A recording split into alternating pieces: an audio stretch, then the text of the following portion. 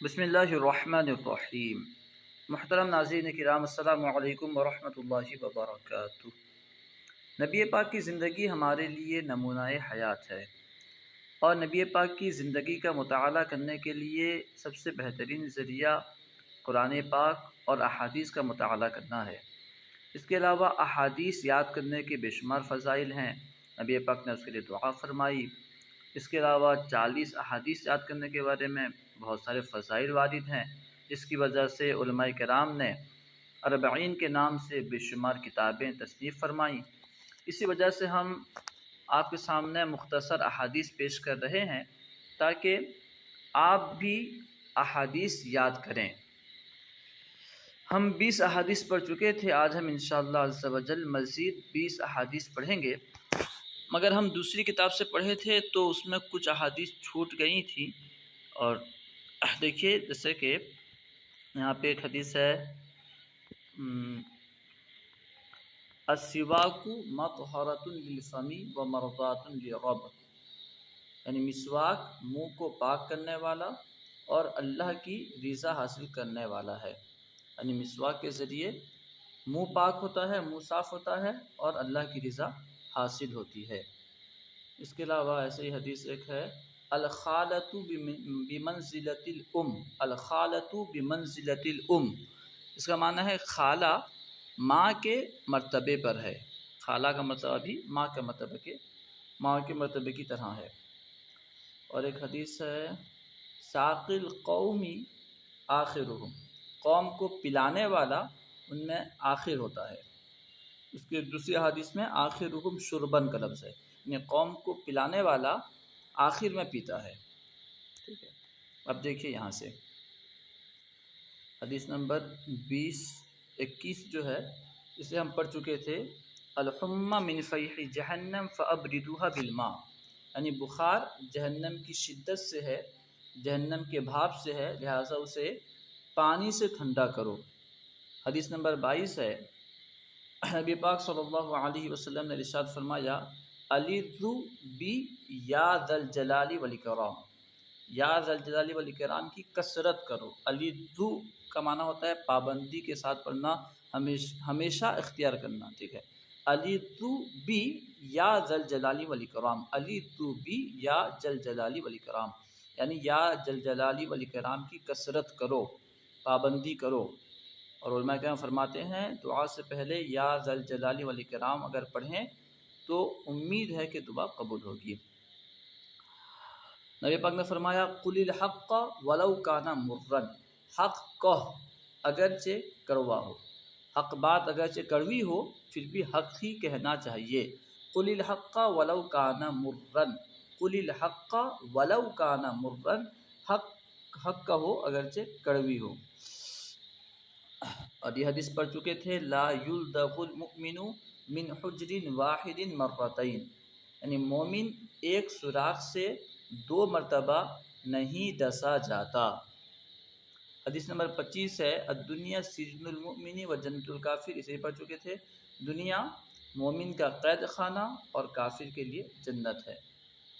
حدیث نمبر 26 ہے، اذا شرب احدکم فلا يتنفس فی الاناء، جب تم میں سے کوئی پیے تو برتن میں سانس نہ چھوڑے۔ اذا شرب احدکم فلا يتنفس فی الاناء، جب تم میں سے کوئی پیے تو برتن میں سانس نہ چھوڑے۔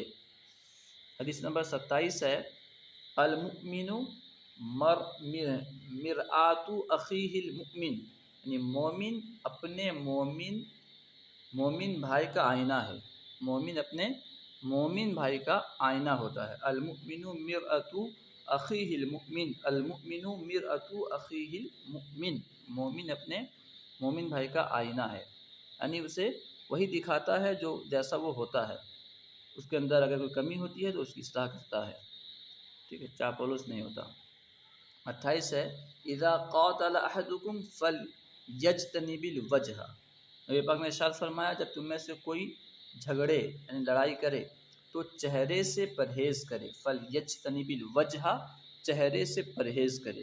اس کا مطلب یہ نہیں کہ یہاں پہ لڑائی کرنے کا حکم دیا جا رہا ہے، اگر کسی وجہ سے لڑائی ہو جائے، جھگڑا ہو جائے مار پیٹ ہو جائے تو چہرے پہ نہ مارے، ٹھیک ہے۔ اذا قاتل احدکم فلیجتنب الوجہ، جب تم میں سے کوئی لڑے تو چہرے سے بچے۔ حضرت علی سے روایت ہے کہ نبی پاک نے فرمایا البخیل من ذکرت عندہ فلم یصلی علی، بخیل تو وہ ہے جس کے پاس میرا ذکر ہوا اور اس نے مجھ پر درود نہ پڑھا۔ البخیل من ذکرت عندہ فلم یصلی علی، بخیل وہی ہے جس کے پاس میرا ذکر ہوا اور اس نے مجھ پر درود نہ پڑھا۔ حدیث نمبر 30 ہے کفا بالمرء کذبا ان یحدث بکل ما سمع، انسان کے جھوٹے ہونے کے لیے کافی ہے کہ وہ ہر اس چیز کو بیان کر دے جو اس نے سنا، یعنی سنی ہوئی بات کو بیان کر دے۔ کفا بالمرء کذبا ان یحدث بکل ما سمع، کفا بالمرء کذبا ان یحدث بکل ما سمع، آدمی کے جھوٹے ہونے کے لیے یہی کافی ہے کہ وہ سنی ہوئی بات کو بیان کر دے۔ حضرت انس سے روایت ہے نبی پاک نے فرمایا لا یؤمن احدکم حتی یحب لاخیہ ما یحب لنفسہ، تم میں سے کوئی شخص کامل مومن نہیں ہو سکتا جب تک کہ اپنے بھائی کے لیے پسند کرے جو اپنے لیے پسند کرتا ہے، اپنے بھائی کے لیے وہی پسند کرے جو اپنے لیے پسند کرتا ہے۔ لا یؤمن احدکم حتی یحب لاخیہ ما یحب لنفسہ۔ حدیث نمبر 32 ہے ہلک المتنطعون، نبی پاک نے فرمایا ہلک المتنطعون، اس طرح نبی پاک نے 3 مرتبہ فرمایا ہلک المتنطعون، یعنی حد سے تجاوز کرنے والے ہلاک ہو گئے، غلو کرنے والے ہلاک ہو گئے۔ اس سے مراد کیا ہے؟ جن مسائل میں بحث کرنے سے منع کیا گیا ہے اس میں بحث کرنا، یا حد سے زیادہ عبادت کر کے اپنے آپ کو تھکا دینا، حد سے آگے بڑھنا، یہ اچھی بات نہیں ہے۔ تو حد سے تجاوز کرنے والے ہلاک ہو گئے، اس طرح نبی پاک نے 3 مرتبہ فرمایا۔ حدیث نمبر 33 ہے حضرت ابن مسعود رضی اللہ تعالیٰ عنہ سے روایت ہے نبی پاک نے ارشاد فرمایا سباب المسلمی فسوق وقتالہ کفر، مسلمان کو گالی دینا فسق ہے، یعنی گناہ ہے، اور اس کو قتل کرنا کفر ہے۔ یہاں کفر سے مراد یہ ہے کہ کافروں کا طریقہ ہے۔ سباب المسلم فسوق وقتالہ کفر، مسلمان کو گالی دینا گناہ ہے اور اسے قتل کرنا کافروں کا طریقہ ہے۔ العبادۃ فی الحرج کہجرۃ الیہ، نبی پاک نے فرمایا کہ حرج میں، فتنے فساد میں، خون ریزی کے زمانے میں عبادت کرنا، العبادۃ فی الحرج، فتنے فساد میں، خون ریزی میں عبادت کرنا کا ہجرت الیہ، میری طرف ہجرت کرنے کی طرح ہے۔ العبادۃ فی الحرج کا ہجرت الیہ۔ من ترک صلاۃ العصر فقد حبط عملہ، من ترک صلاۃ العصر فقد حبط عملہ، نبی پاک نے فرمایا کہ جس نے عصر کی نماز چھوڑی تو اس کا عمل برباد ہو گیا، حقارت گیا۔ من ترک صلاۃ العصر فقد حبط عملہ، جس نے عصر کی نماز ترک کی اس کا عمل برباد ہو گیا۔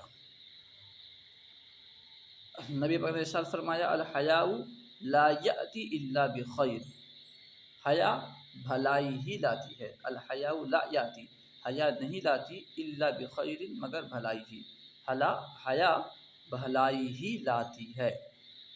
حدیث نمبر 38 ہے صلاۃ الاوابین حین تمرض الفصال، اوابین کی نماز اس وقت ہے جب اونٹ کے بچوں کا پاؤں جلے، یعنی اونٹ کے بچوں کے پاؤں کے جلنے کے وقت، گرمی کی شدت کی وجہ سے جب اونٹ کے بچوں کے پاؤں، اونٹنیوں کے بچوں کے پاؤں جلیں، وہ وقت جو ہے اوابین کی نماز کا وقت ہے۔ اب یہاں پہ سوال پیدا ہوتا ہے کہ اوابین کی نماز تو مغرب کے بعد پڑھتے ہیں۔ دراصل اوابین کا معنی ہوتا ہے رجوع کرنے والی نماز، ٹھیک ہے، اور اس حدیث سے یہ سمجھ میں آتا ہے کہ چاشت کی نماز کو بھی اوابین کی نماز کہتے ہیں، ٹھیک ہے، اس کے ذریعے بھی رجوع کرتے ہیں اللہ کی طرف۔ اور بعض فقہا سے، بعض علماء سے منقول ہے کہ مغرب کے بعد جو نوافل پڑھتے ہیں اسے بھی اوابین کہا جاتا ہے، لہٰذا نام جو ہے دونوں پر اطلاق ہو سکتا ہے۔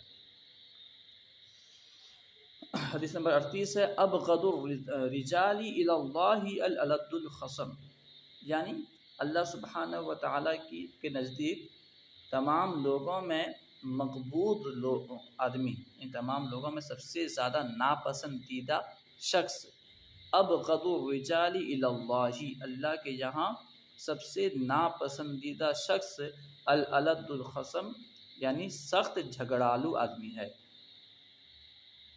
حدیث نمبر 39 ہے، من یرید اللہ بہ خیرا یصب منہ، جس سے اللہ سبحانہ و تعالیٰ بھلائی کا ارادہ فرماتا ہے، جس کے ساتھ اللہ تعالیٰ بھلائی کا ارادہ فرماتا ہے، یصب منہ، اسے آزماتا ہے، اسے آزمائش میں مبتلا فرماتا ہے، مصیبتوں میں مبتلا فرماتا ہے۔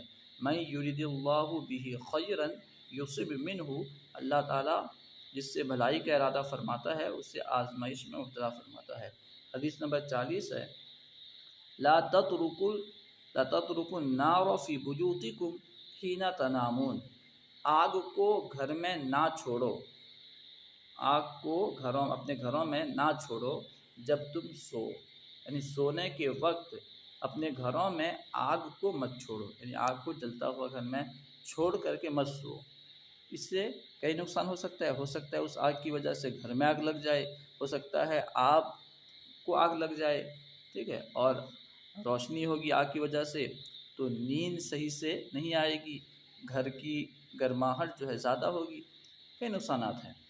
لا تترکوا النار فی بیوتکم حین تنامون، تو سونے کے وقت اپنے گھروں میں آگ مت چھوڑو۔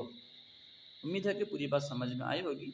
یہ بس احادیث یاد کرنے کے لیے آپ کے سامنے پیش کی جا رہی ہیں، اس لیے زیادہ تشریح بیان نہیں کی جاتی، لہٰذا کسی بھی حدیث سے آپ کوئی مسئلہ بیان نہ کریں۔ حدیث یاد کرنا الگ ہے اور اس سے استدلال کر کے اپنے حساب سے مسئلہ بیان کر دینا یہ الگ ہے۔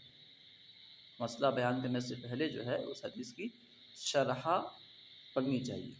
السلام علیکم ورحمۃ اللہ وبرکاتہ۔